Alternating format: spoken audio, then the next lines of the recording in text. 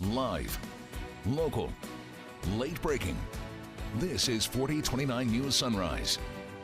Well, good Sunday morning. It's 7:58. Thanks for waking up at Sunrise. I'm Ife Ibo Simba. And I'm Jamie Weiss. The first Sunday of December, off to a bit of a chilly start, though. We're going to go ahead and bring in 4029 meteorologist Brendan Johnson. And Brendan, today is shaping up to be a little bit chillier, correct? Yeah, absolutely. Temperatures today, they'll climb into the 50s, which is good news. Well, this morning, we're getting new damage reports following this weekend's severe weather. The city of Gravette posting these photos showing some of the damage on the roads. Roadsides have been knocked down around the city, and here you can see a light pole that fell smashing through the fence of a baseball field. And the storms in Sequoyah County trapping a couple in their home. Lauren and Karen Cook have lived in Black Gum for more than 20 years. A tree knocked over by the winds pierced through their ceiling, sending Cook and his wife crawling to safety. The couple was stuck until someone could come to their rescue. We was on the telephone calling people, come get this debris out of here so we can get out of the house. Yeah.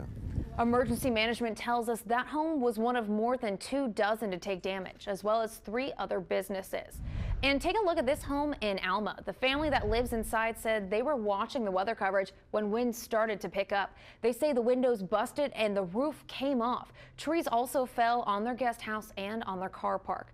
Out on Lake Tenkiller, hundreds of thousands of dollars in damage left behind as storms threw boats and docks across the water. New this morning, police are asking for your help to find a woman suspected of shoplifting. That's right. Take a look at your screen. Police say the woman here is accused of shoplifting from a convicted murderer on the run this morning after escaping from jail. Police say 34-year-old Patrick Walker escaped the Payne County Jail in Oklahoma Thursday night. Jail guards say he was supposed to be in jail waiting for a court date, but ended up escaping. He impersonated one of his cellmates, had their identification information, like their ID cards, things like that, was able to pose as that inmate and bond out. This is a violent individual, and he should not be approached or dealt with in any way other than by law enforcement. Walker is serving a life sentence in Oklahoma for first-degree murder. Elliott says Walker has a long history of violence, including assaulting correctional officers in prison. And starting tomorrow, a local sheriff's office is holding an amnesty week for those who may have been on the wrong side of the law.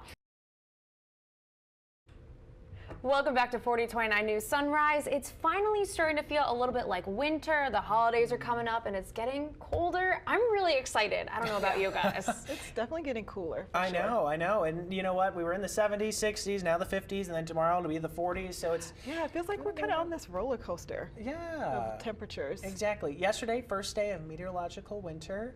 Favorite part of winter? I know it's early to think about it. It's still... No, it's December. It's officially winter in my book, so. Favorite part? Hot chocolate, of course. Yeah, Missouri.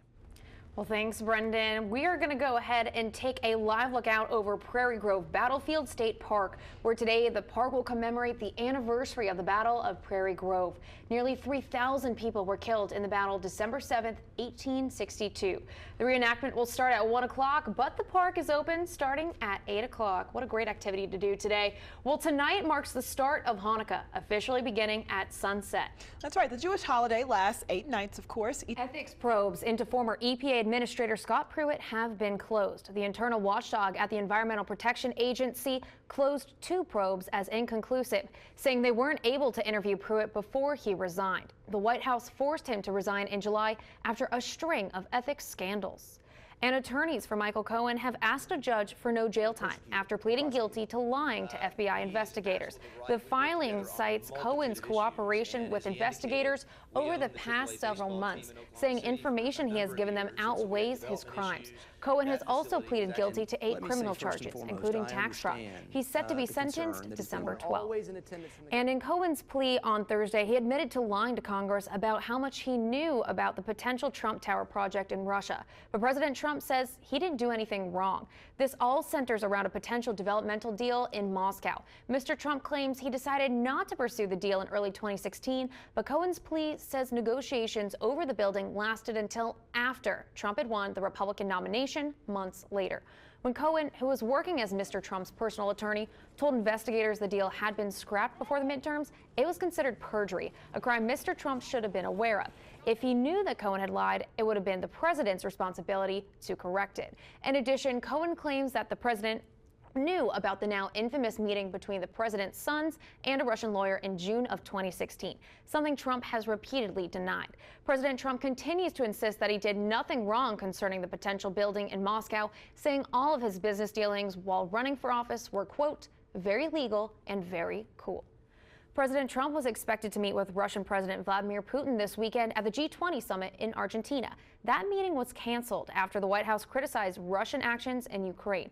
Instead, trade issues took center stage. The president met with his Chinese counterparts to discuss escalating tariffs, while also agreeing to a new trade deal with Canada and Mexico.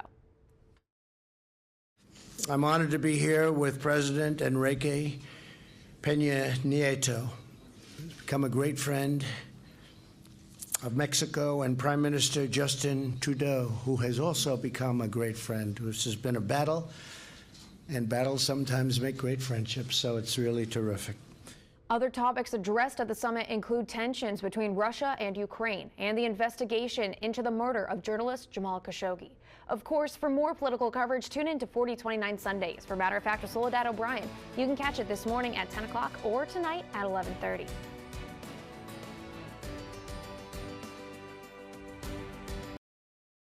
More than 190 aftershocks have hit parts of Alaska since Friday's 7.0 quake, knocking out power and ripping open roads near Anchorage. Take a look at this damage. Roads buckling under passing cars and grocery store products tumbled from shelves. Thankfully, no fatalities or serious injuries were reported. Helicopters and drones are assessing infrastructure across the region. Alaska's governor has issued a disaster declaration as the state deals with dozens of aftershocks.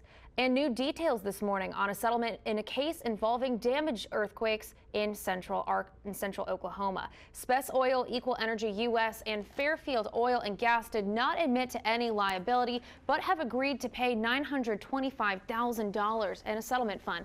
Plaintiffs argued that saltwater disposal well operations led to earthquakes in 2011 near Prague.